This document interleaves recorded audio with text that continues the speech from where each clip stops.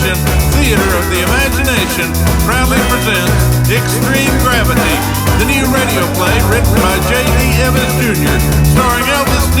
Tripp and his traveling troupe of strange voices, and featuring the musical styling of Milford Whittle and his finger puppet marching band, with Sue Esponte's silly announcements by Warhol the Potato.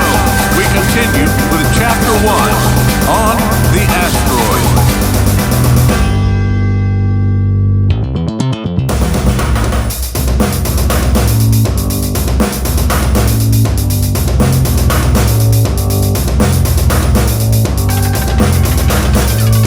It felt as if it were a cold night and the wind should have been howling. On the ship's forward display screen, Bachra could see the work crew returning from the underground assembly area. Dr. Suzanne Cronin was leading the crew back to the ship. Psi, ship's artificial intelligence, displayed a message indicating the work crew would be at the forward lock in 47.07 seconds. Probability 0.997. Suzanne was the lead physicist on the gravity generator project. The prototype generator was nearly completed and testing was scheduled to begin in 48 hours. Bachra could see that Suzanne and her crew were moving more slowly now, and he hoped it was more of an indication of boredom than a sign of exhaustion.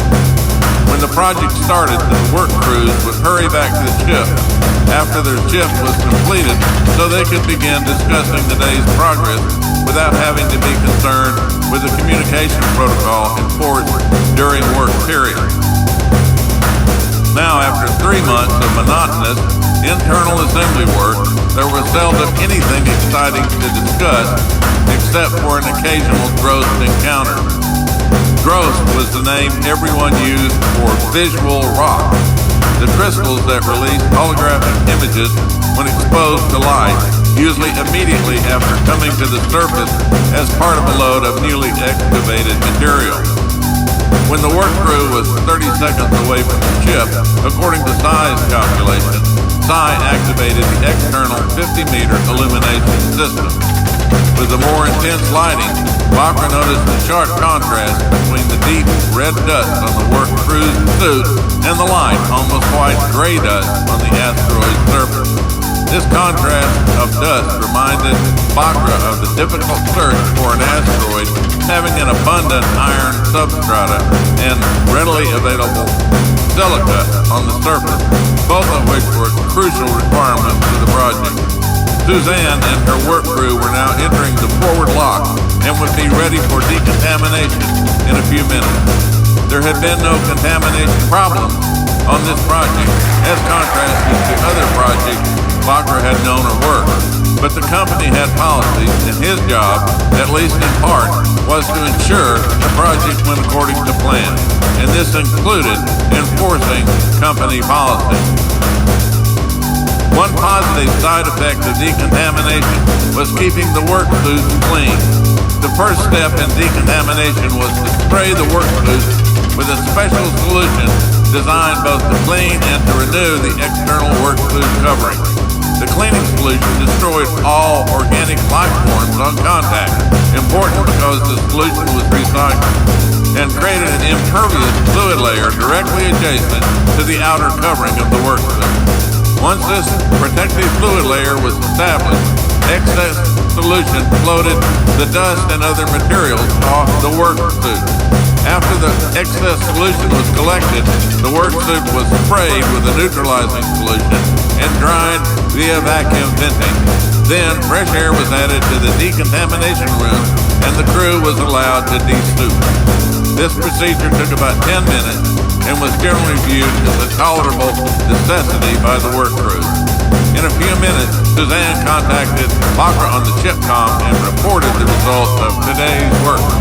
Suzanne Cronin, A19X54W77572-4Y2. Psi. ACK. Hello, Dr. Cronin. I need to talk with Bachra. Is he on the bridge? Yes, he is waiting for your report.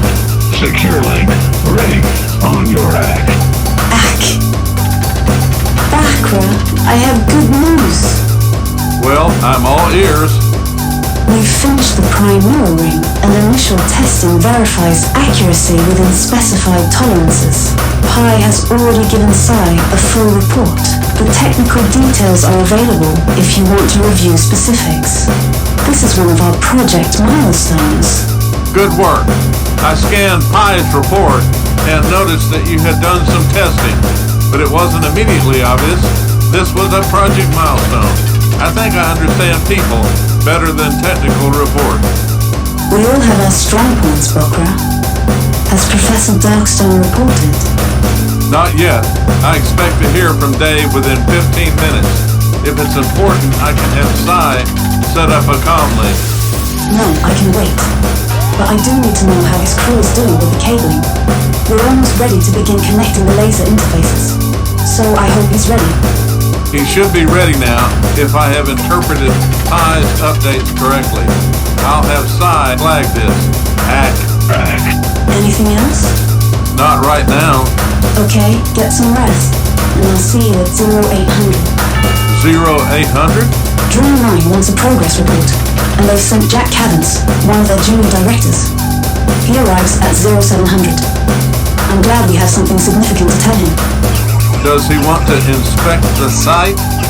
No, I don't think so. Dream 9 just wants to remind us who the boss is. A little pomp and ceremony, and he'll be on his way, provided Professor Darkstone doesn't bring up the Drost issue again. I will remind him not to do that. I think that's a good idea.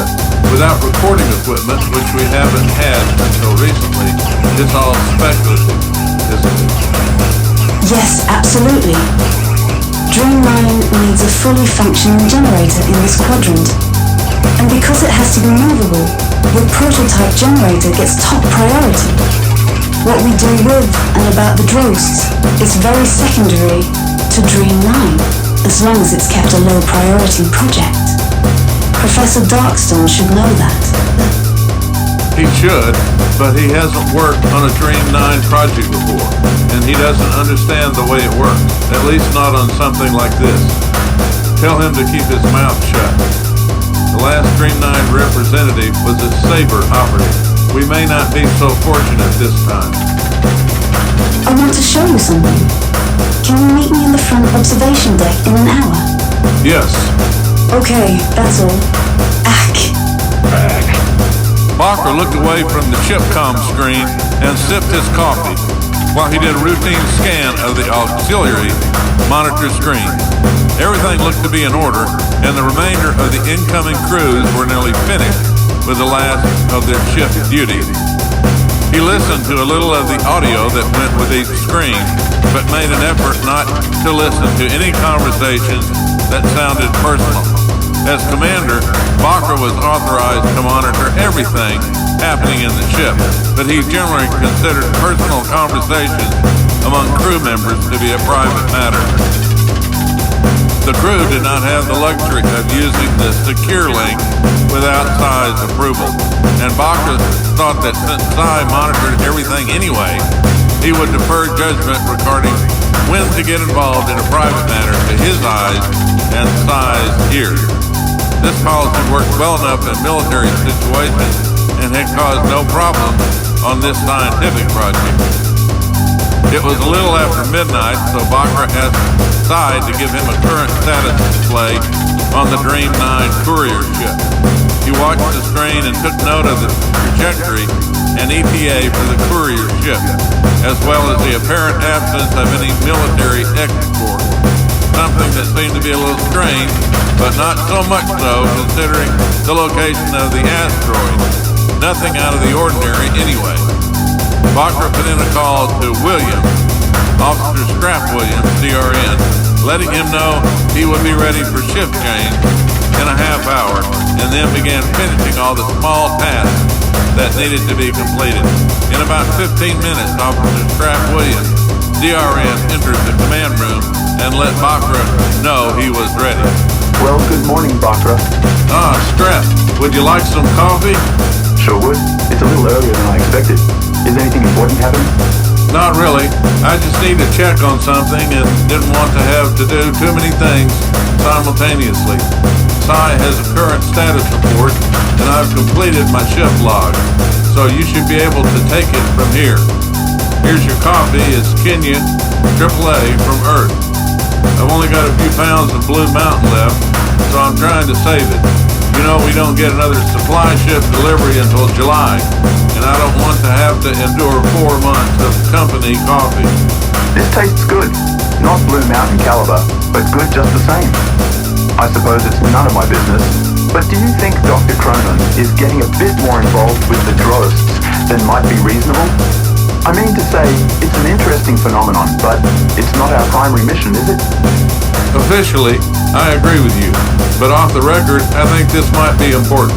It involves light, and we're using light in the gravity generator.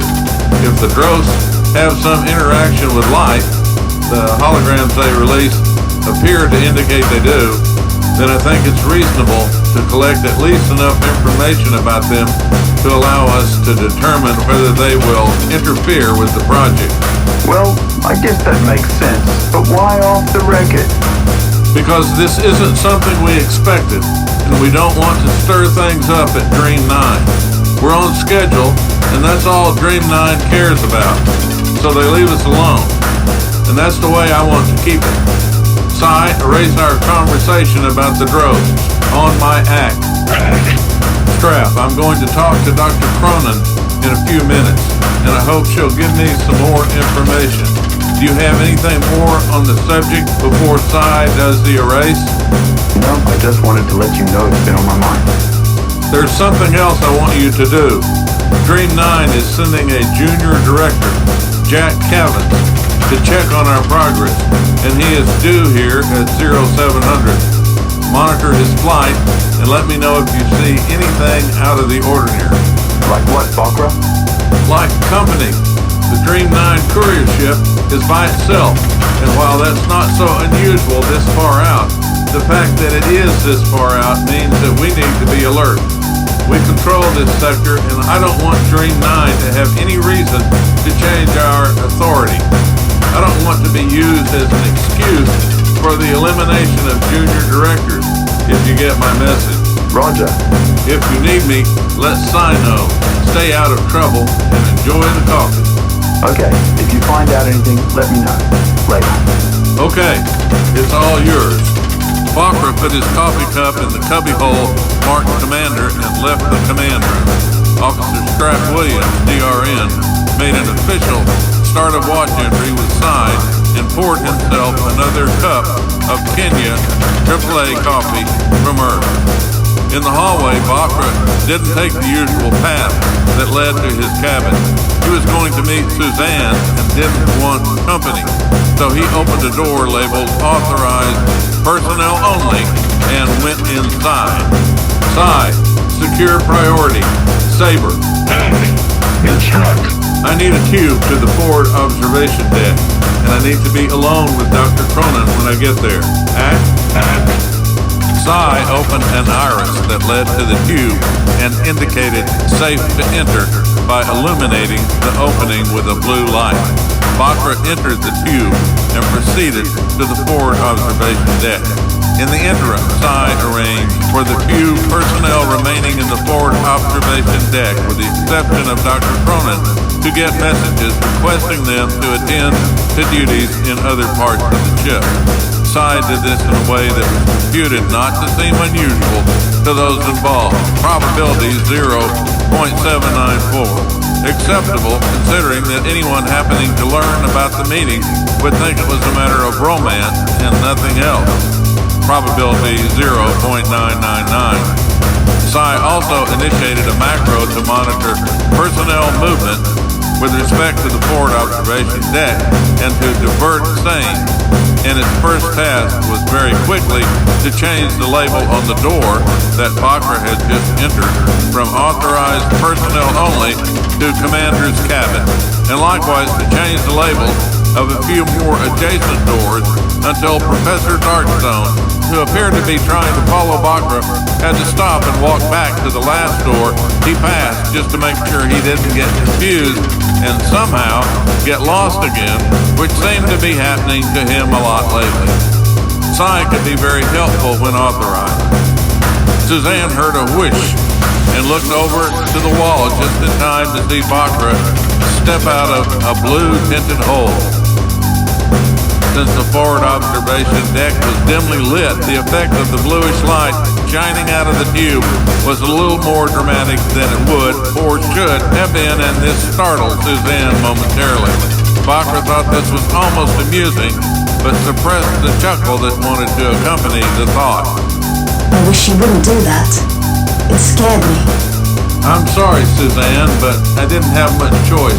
Darkstone was coming down the hall, and I wanted to avoid him for a while. Psi thinks he may have been trying to follow me. Maybe, but it's more probable that he wanted to report that he was in the ship. You know how he is.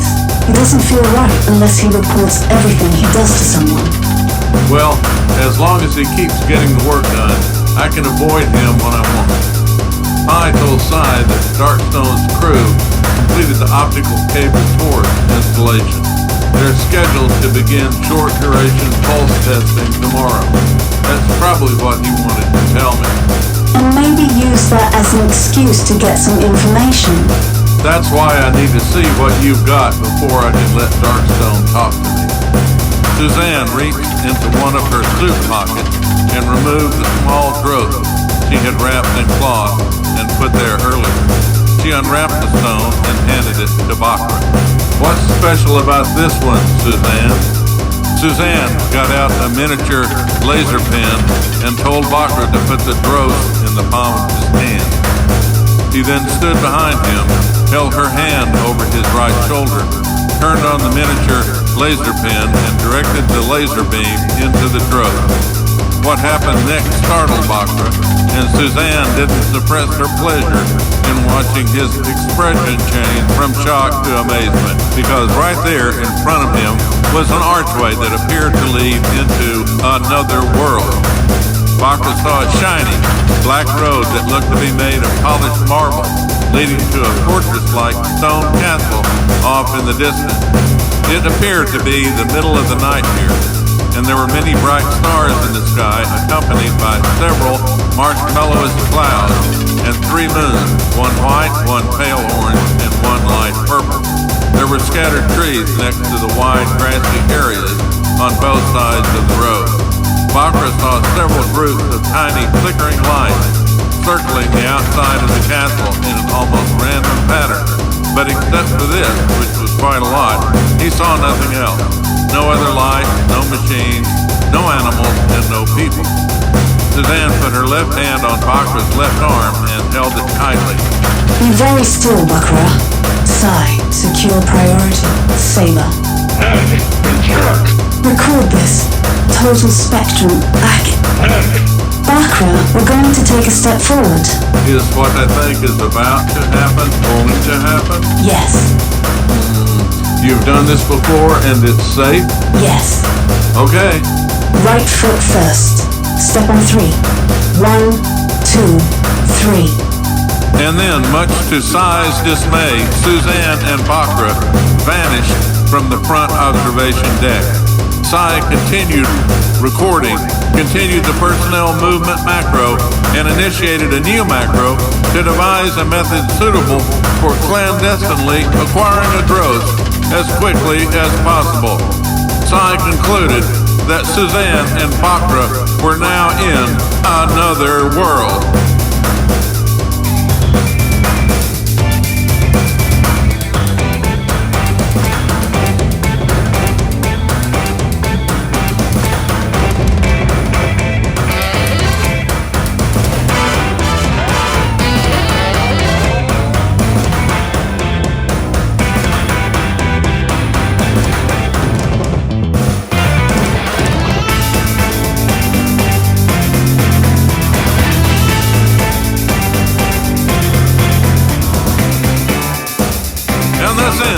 The first chapter of Extreme Gravity on the Asteroid.